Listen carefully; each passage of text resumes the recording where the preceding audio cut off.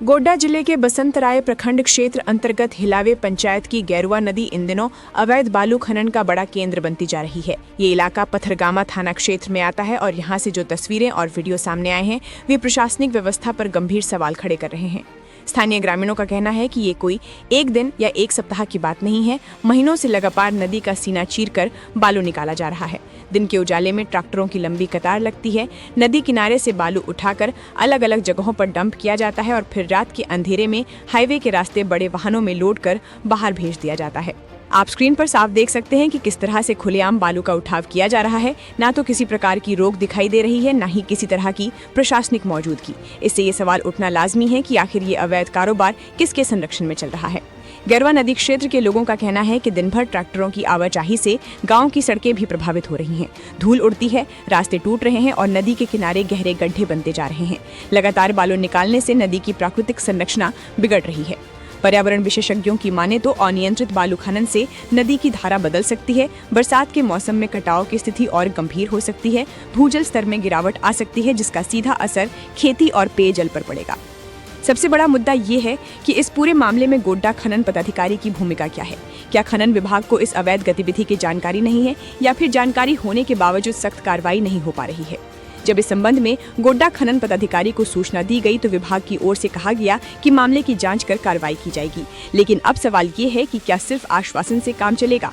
क्या मौके पर टीम भेजकर अवैध बालू उठाव को तत्काल रोका जाएगा? ग्रामीणों का आरोप है कि अवैध खनन माफिया इतने बेखौफ हैं कि दिन में भी खुलेआम ट्रैक्टर चलाते हैं।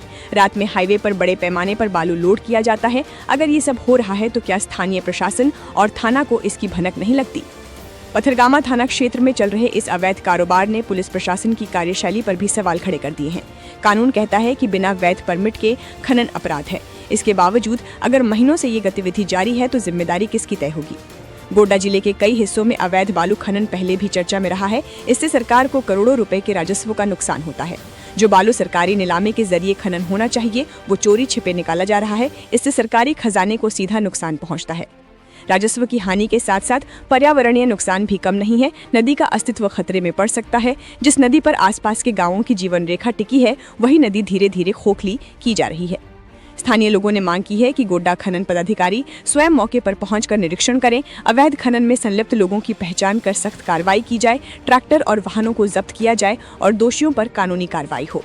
ये भी जरूरी है कि रात के समय विशेष छापेमारी अभियान चलाया जाए, क्योंकि ग्रामीणों के अनुसार असली खेल रात में होता है, जब हाईवे पर बड़े ट्रकों में बालू लोड कर बाहर भेजा जाता है। अब देखने वाली बात ये होगी कि गोड्डा खनन विभाग और जिला प्रशासन इस मामले में कितनी तत्परता दिखाते हैं।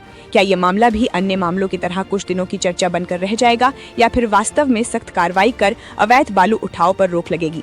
जनता की निगाहें अब प्रशासन पर टिकी हैं। अगर समय रहते कदम नहीं उठाए गए तो आने वाले समय में इसका खामियाजा पूरे क्षेत्र को भुगतना पड़ सकता है। गैरुआ नदी सिर्फ बालू का स्रोत नहीं है, बल्कि ये आसपास के गांवों की जीवन रेखा है। इसे बचाना प्रशासन और समाज दोनों की जिम्मेदारी है।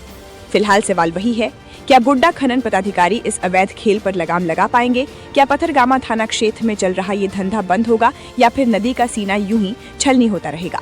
ये आने वाला समय तय करेगा। ब्यूरो रिपोर्ट, अवतार न्यूज़, बसंतराय।